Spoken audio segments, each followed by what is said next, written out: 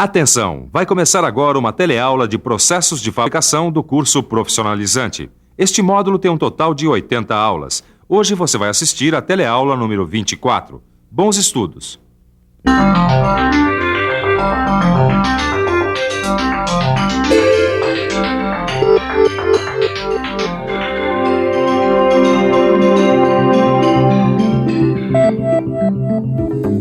Na hora de consertar uma televisão, um técnico não precisa quebrar a cabeça se tiver nas mãos o esquema do circuito eletrônico do aparelho.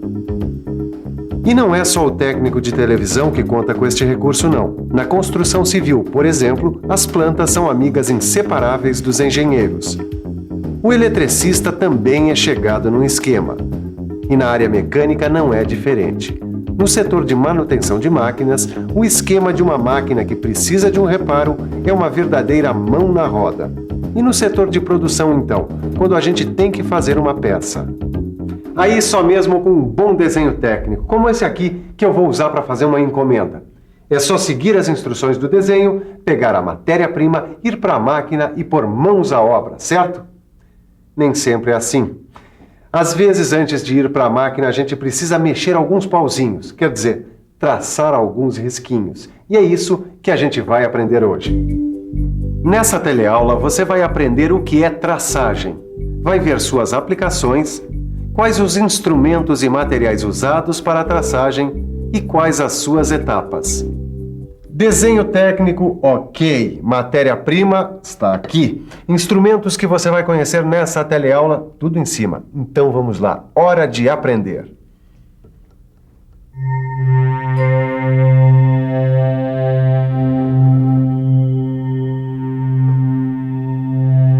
A gente tem aqui um conjunto mecânico que já é um velho conhecido nosso. O calço regulável. Ele foi estudado com detalhes em algumas teleaulas do módulo Elementos de Máquina. Ele é composto por 4 partes: o parafuso, a porca, essa parte móvel e a base. Mas imagine agora que a gente ainda não tem a peça pronta, mas apenas a matéria-prima, no caso, essa aqui, olha, que vai ser usada para fazer a base. Bom, a gente também tem o desenho técnico da base. A pergunta é: será que a peça, como imaginada no desenho, cabe aqui nessa matéria-prima? Ou seja, será que dá para usinar esse material com as dimensões prescritas pelo desenho? Um jeito de dar a resposta é fazendo as operações de traçagem. A traçagem nada mais é que a transferência para a peça dos contornos dos planos, pontos ou linhas importantes para a usinagem e para o acabamento. Isso é feito levando em conta as medidas indicadas no desenho. Assim é possível saber se o material é suficiente ou não para executar a usinagem. Muito bem, reparem que para fazer a traçagem, uma das bordas já foi usinada. E ela foi usinada exatamente para que as medidas da traçagem sejam confiáveis. Tá? Essa é a borda que vai ficar apoiada na mesa de traçagem ou desempenho na hora da traçagem. Certo, Silva, mas tem uma dúvida que eu ainda não consegui entender. Bom, se a gente tem o desenho com as dimensões e tem a peça bruta, ora, se eu quero saber se o desenho cabe na peça, é só pegar a peça, medir as suas dimensões e ver se ela está maior do que as dimensões dadas pelo desenho. Você tem toda a razão, Tito. Agora, acontece que a traçagem não é apenas para responder a essa pergunta, se o desenho cabe ou não na peça bruta. Na realidade, a traçagem é apenas um guia visual para a usinagem. Como os principais elementos estão desenhados na peça, já é possível visualizar como vai ficar a peça pronta, prevenindo assim falhas ou erros de interpretação do desenho. E na própria usinagem, os traços facilitam e muito a vida do operador, funcionando quase como uma sinalização. Marcas que indicam até onde o operador pode cortar na boa, sem preocupação. É claro que os traços são apenas referências, porque na hora de definir as dimensões exatas das peças, os traços saem de cena, entrando então os instrumentos de medida como o paquímetro, como outros recursos das máquinas operatrizes que vocês vão conhecer nas próximas teleaulas. Em casos em que não se exige exatidão, como fazer uma pazinha, por exemplo, é a própria traçagem que define as dimensões. Aí sim ela dá as cartas das medidas, tanto no corte quanto no dobramento. Mas já deu pra ver que mesmo sem garantir a exatidão das medidas, essa tal de traçagem é boa de serviço. Responde se o desenho cabe ou não na peça bruta, ajuda a visualização da peça evitando erros de interpretação e ainda por cima funciona como um guia na hora da usinagem. Então vocês já estão prontos para aprender que a traçagem pode ser classificada em 2 tipos. Vamos ver primeiro a traçagem plana. Nesse caso, como o próprio nome diz, a traçagem se realiza em superfícies planas de chapas ou peças de pequena espessura. E tem também a traçagem no espaço. Esse segundo tipo de traçagem é aquele realizado em peças forjadas e fundidas e que não são planas. É uma traçagem muito útil para delimitar volumes. Mas seja plana ou no espaço, a traçagem precisa de 2 referências. A primeira delas é uma superfície plana que serve de apoio para o material. Essa referência é chamada de superfície de referência. A superfície de referência ela precisa ser bem lisinha para não comprometer a traçagem. A segunda referência que nós precisamos é dada por uma linha que a gente faz para orientar toda a traçagem. É o plano de referência, ou seja, uma linha que serve de orientação para a traçagem de toda a peça.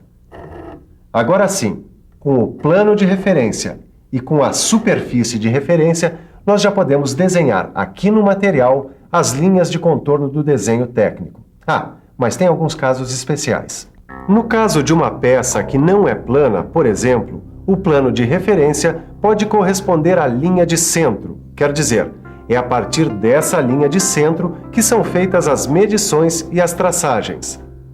Pode acontecer também da superfície de referência ser usada como plano de referência, ou seja, antes mesmo da traçagem já foi feita uma pré-usinagem para garantir uma base plana.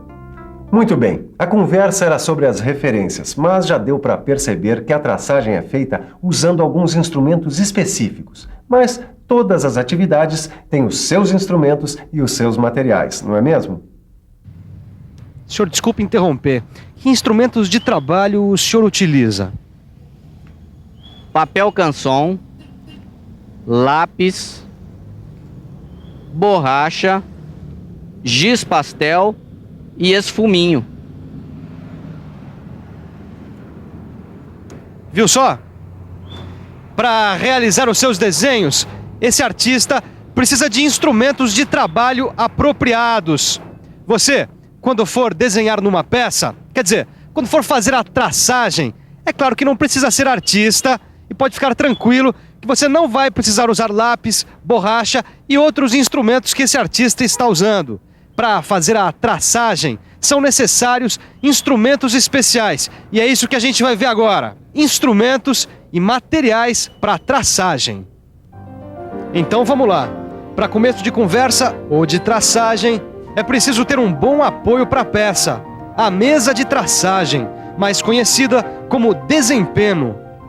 Dependendo do formato da peça e da maneira como ela deve ser apoiada, é necessário usar calços, cantoneiras e cubo de traçagem. Para fazer as medidas, a gente conta com a escala e com o calibrador traçador, conhecido como graminho. Na hora de mandar ver na traçagem propriamente dita, tem-se à disposição o riscador, o compasso e, de novo, o graminho. Para auxiliar a traçagem, quem mostra serviço é a régua, os esquadros de base, o esquadro de centrar, a suta, os tampões e os gabaritos. E, finalmente, para marcar, temos o punção e o martelo. Para apoiar as peças, mesa de traçagem ou desempenho. Certo, para posicionar as peças nós temos o calço, o macaco, a cantoneira e o cubo de traçagem. Para medir, escala ou graminho com escala. Certo, e para riscar nós temos o riscador, o compasso e o próprio graminho. E para auxiliar na traçagem, régua, esquadro de base, esquadro de centrar, suta, tampões e gabaritos. Certo, muito bem. Agora, para marcar, nós temos o punção e o velho conhecido martelo. Pelo jeito, instrumentos e materiais de traçagem já estão no papo. Ficam faltando somente as soluções corantes, não é? Soluções corantes? É isso mesmo. Para que o traçado fique bem nítido, as superfícies das peças devem ser pintadas com soluções corantes. Assim fica muito mais fácil fazer e visualizar a traçagem. Ô Silva, Tava pensando uma coisa. E quando a peça é grande, como é que se faz a traçagem? Bom, para fazer a traçagem de peças fundidas ou forjadas grandes, aí a gente usa o traçador tridimensional. Bom, mas vamos voltar aqui ao feijão com arroz da traçagem, que usa esses instrumentos e materiais que você acabou de conhecer. Agora que você já está ficando íntimo deles, nada melhor do que ficar por dentro das etapas da traçagem.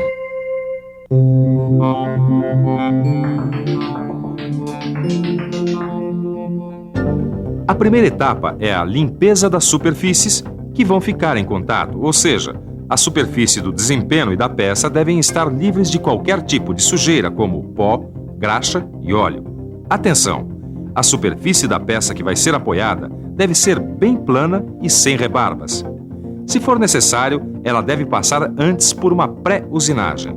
A etapa 2 é a preparação da superfície da peça, com a aplicação da solução corante mais adequada para melhor visualização dos traços. Na etapa seguinte, temos o posicionamento da peça sobre sua superfície de referência. Se a peça não tiver essa superfície, é só usar os calços, cantoneiras e apoios necessários. A quarta etapa consiste em preparar o graminho com a medida correta. E, finalmente, a quinta e última etapa dá conta da traçagem. Se o risco for paralelo ao desempenho, deve-se usar o próprio graminho, fazendo um traço nítido em um só sentido. Para traçar linhas perpendiculares, entra em ação o esquadro mais adequado. A suta resolve o caso de traçagem de linhas oblíquas, com a devida verificação do ângulo de inclinação. Para fazer raios ou arcos, é necessário primeiro colocar a ponta do punção na intersecção das linhas já traçadas. Depois de uma leve batidinha do martelo, confere-se a posição para ver se está bem posicionado. E depois, uma batida mais forte completa a marcação. Aí, é só usar o compasso para traçar, usando o ponto marcado como centro. E então, entenderam tudo? É mais ou menos, viu, Silvão?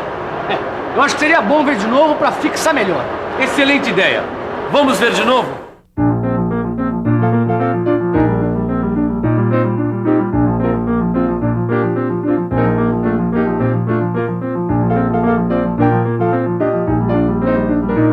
Depois do repeteco das etapas de traçagem, só mesmo um replay dos melhores lances da nossa teleaula de hoje.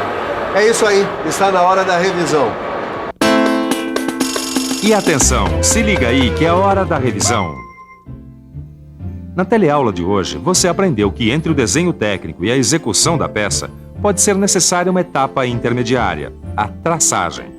Viu que a traçagem ajuda a responder se o material é ou não suficiente para a usinagem da peça.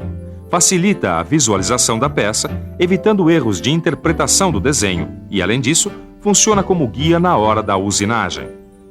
Você aprendeu que a traçagem pode ser plana ou espacial e que as duas precisam considerar duas referências, a superfície de referência e o plano de referência.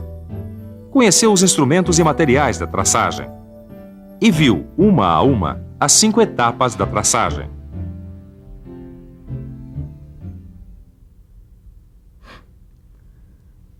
Perfeito! Um desenho no metal que ajuda a visualizar o formato que a peça vai ter depois de usinada. É a traçagem. Agora é só mandar brasa na usinagem. Ah, por falar nisso, fique sabendo que com o que você aprendeu na teleaula de hoje, você já está dominando os pré-requisitos para começar qualquer usinagem. Depois de estudar os parâmetros de corte, as ferramentas, os fluidos e a traçagem, você já está pronto para meter a mão na massa. E é isso que a gente vai fazer na nossa próxima teleaula. Então, você já sabe, né? Prepare-se, pegue o seu livro e dê uma bela olhada. Bons estudos e até a próxima!